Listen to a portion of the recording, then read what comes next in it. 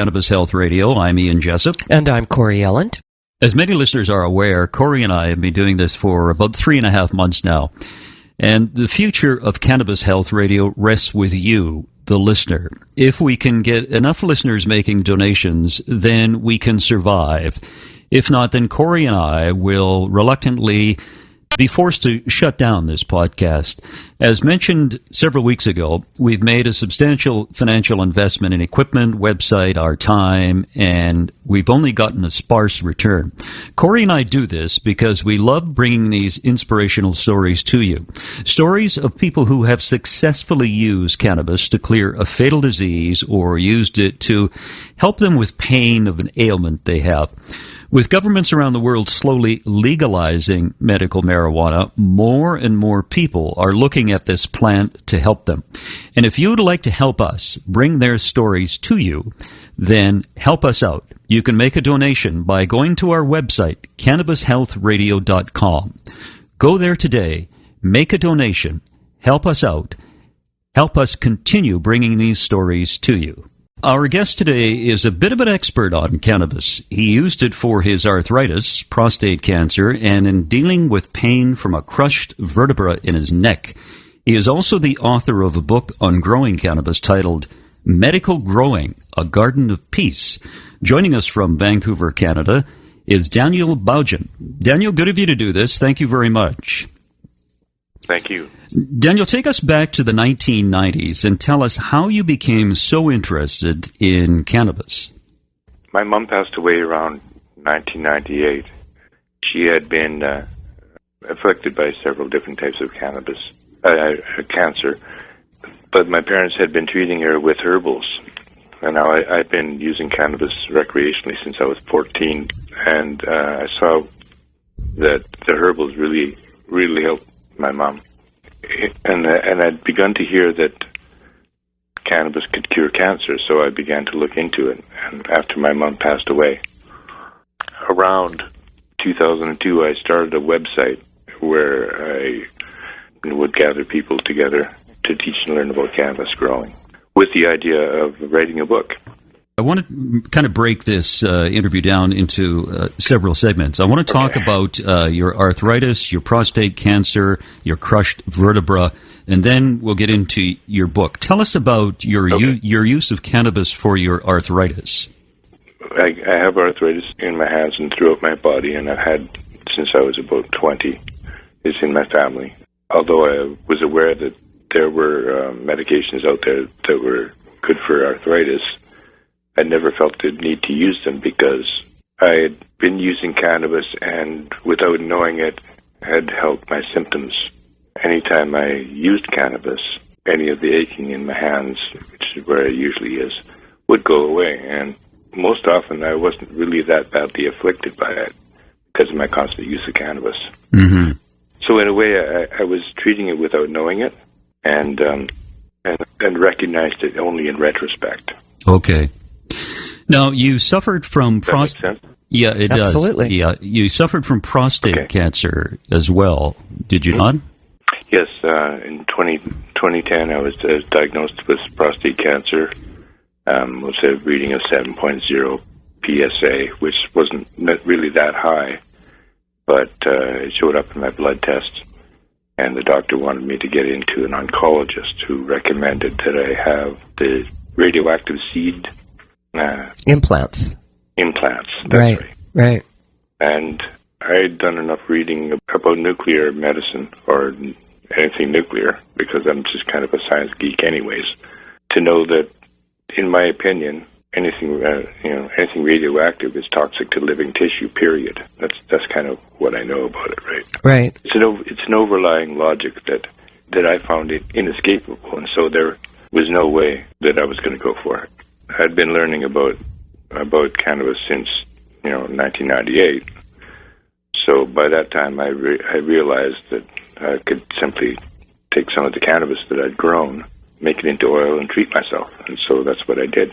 Was that the first time you made oil, or had you been making oil before that? It was the first time I'd made oil myself. But back in the 80s, a musician friend of mine was into making oil. I'm not sure exactly why he liked it so much. I suppose he knew more about it at the time than I did. But he used to make huge amounts of oil and bring it to practice, and everybody would smoke it and would practice and stuff. It's a musician thing, I suppose. But that was the first time I'd made it myself. It turned out pretty good. After a fairly short time of treating myself, I think I was up to only about a half a gram, because you start. It's pretty heavy. It's pretty heavy when you start, as anyone will tell you. You get pretty sleepy and pretty stoned, and you'd spend a lot of the day just sleeping. Right, it's very, very concentrated. It's very heavy, yeah. So I was only up to about half a gram, and about, I think I was a month into it, and my PSA was already starting to drop. And so I got another PSA, and it showed 3.9. So almost half, or over half. Over half. Yeah. 7 to 3.9. That's less than half. Stop bugging me. I don't do math well. Sorry, Daniel. That's okay. We'll cut that part out, right? Yeah. So you went from PSA of 7.0 to 3.9, which is less than half. Which is less than half, Ian. Thank you. Okay. That's pretty darn decent, though. That was in a month? Yeah, within a month. Wow. And so I decided to finish off the treatment, and I did the whole 60 grams. And it was quite an experience. And the doctor has taken my blood since, and he's never taken any notice of my PSA level and never mentioned it again. So I assume everything's okie dokie now. Did he know you were doing cannabis, Daniel? Yes, I told him. And what was his response? He didn't like it very much. And he was worried, and the oncologist kind of freaked out on me and started shrieking that, "But you're going to die. This could kill you." You know, it's like very high-stress situation. She was using hyperbole to try to convince me that I had to have this treatment. And I just wasn't going to have any of it. Yeah, we've heard that before, haven't we? Yeah, we've heard that. We hear that a lot. It really put the pressure on, and it really made me angry, because the only way I managed to get out with it was by asking her whether I had a right to do with my body as I pleased. She had to admit that was the case. Yes, yeah. And so she said, "Well, okay, we'll do the watchful waiting." That's what she called it, watchful waiting. So when they're doing this watchful waiting and they see that in a month your PSA is almost in half, what's their response, Daniel? What did they say? Absolutely nothing. Okay, let's ignore the elephant in the room there. That's right. Yeah. So you said, and I've never heard back from the Canadian Cancer Society once, not one time. Well, I don't get a Christmas card from them either. No. No. You said that you did the full 60 grams. How long did it take you to do that 60 grams? About 2 months. 2 months, that's pretty good. Yeah. Daniel, did it help you with anything else that you noticed? It's difficult to say because I was asleep most of the time. But well, it helps you with your sleep. But it definitely helped. Yeah. I really got a good sleep schedule now. I can I'm very regular. I can get up in the morning and even though I'm not back to work yet, but I can get up in the morning and maintain a regular schedule. Daniel, sorry to interrupt. That became a good habit.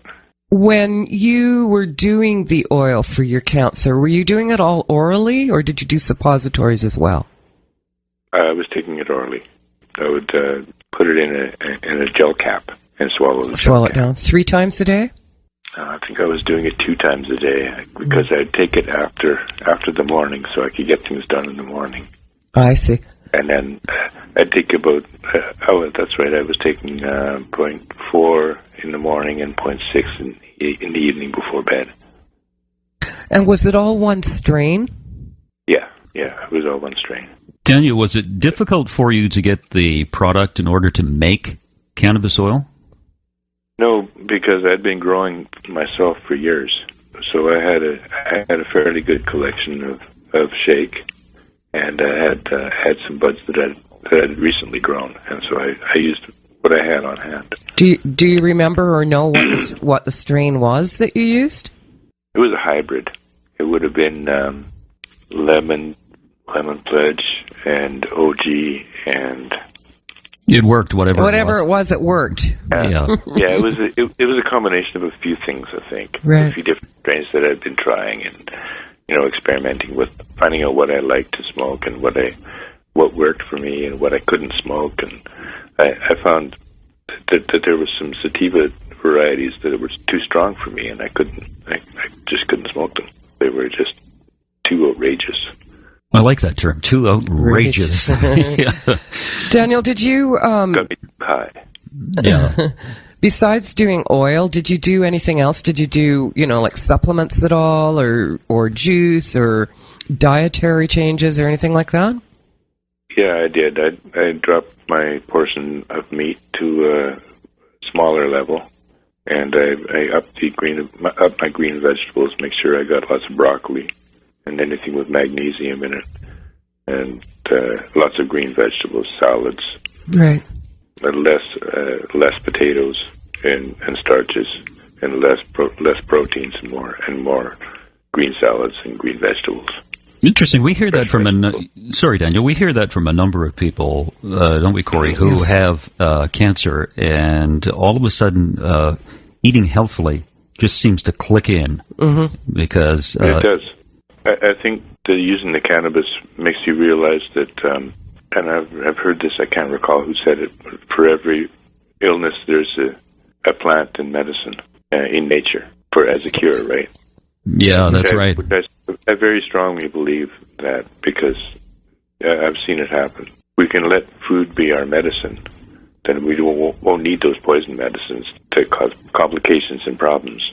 My interest in cannabis has brought about a greater interest in other herbs and in nutrition in general. Mm-hmm.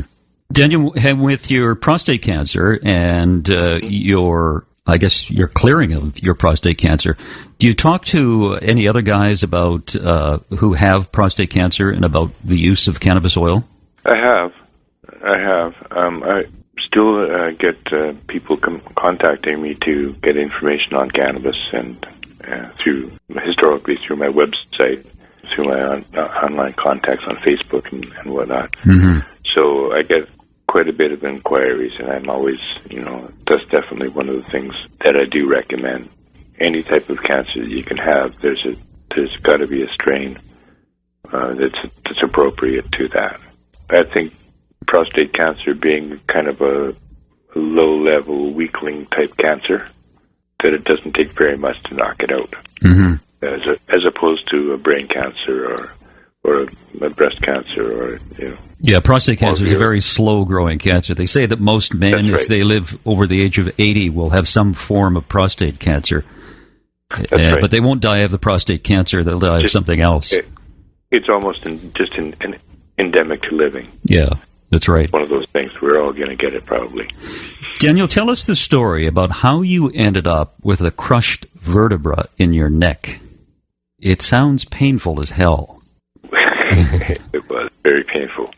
I have osteoarthritis in most of my bones in my spine, my neck, and it was the result of cumulative wear and tear on my spine. So it was something that was happening gradually over time, because the arthritis softens the bone. Now, I probably contributed to it somewhat by hanging my head over a computer for too long, which doesn't help. Posture is something that I know that helped cause it. Simple poor posture. But I've always had a problem with my back and my neck. I have a long back, and so my head always felt a little heavy. So it's something that happened gradually over time and didn't become a problem until about 2010, when I started noticing my arms going to sleep. And I was too stubborn to go to the doctor until just last year, when it became too painful to ignore. And as a result of your head leaning forward, it crushed the vertebra in your neck. Do I have that right? That's right. You know, you raise a very interesting point because my chiropractor was telling me that is going to be an issue in the future for a lot of people who use their smartphones. You see them walking along or in sitting down anywhere. Yeah, and their head is forward, and it puts the strain on the vertebra in your neck, which is exactly what you're talking about, right? That's exactly right, and it's in exactly the same spot, C6 and C7. Yeah, and I think you mentioned something about it crushing your spinal cord? That's right. The crushed vertebrae created a spot in my spinal cord that looked like a squished bicycle tire. Wow. And that in turn caused peripheral pain into your arms and legs and hands as well. Right. Wow. Yeah, that's right. So I got some spinal cord damage from the cord. Does the cannabis oil help with the pain? It does. It does. But at this point, I'm 2 months into recovery, and my pain's actually getting a little better. And so just a little bit of smoke once in a while, a couple of 3 times a day is enough to help. Are you doing any oil? Not at the moment, no. No, just the smoking. Yep. I take it once in a while as a supplement. Now, you told us you were facing quadriplegia if you didn't get an operation. That's right. Wow. That's what scared the hell out of me. Well, it would get my attention, that's for sure. No, yeah. Oh, yeah. So where are you now with that? I'm recovering after the operation, and things are pretty good. Good. I'm starting to feel some joy in movement again, and more greater confidence because I'm not dropping things and being able to do things again with my arms and hands. So I was just been starting to notice it definitely getting better. Now, you said you smoke a bit and you take oil a little bit. Have you thought of taking the oil again every day? For what purpose? Well, for your crushed vertebra in your neck. And you said you had the operation. Just wondering if that would help with your recovery. Now I have a titanium part in my neck, so the vertebrae has been repaired, and I've got a brace in there as well. So the doctor says that's the strongest part of my neck now. So that isn't an issue, and so there's not a lot of pain coming from that. So you got the bionic neck. I think taking oil would be overkill right now. Okay. When I don't think I need to. No, it's fair enough. When a couple of puffs is enough to manage my pain and let me do what I need to do, I think that's sufficient. Daniel, you wrote a book a few years ago called Medical Growing, A Garden of Peace. Tell us about that. When I was learning how to grow, I noticed that books by the popular authors were quite complicated, contained a lot of information which someone who is simply a layman learning how to grow might not be able to use until such a time as, if they really got into it later on, they might want to find that information, but you wouldn't need it just to learn how to grow.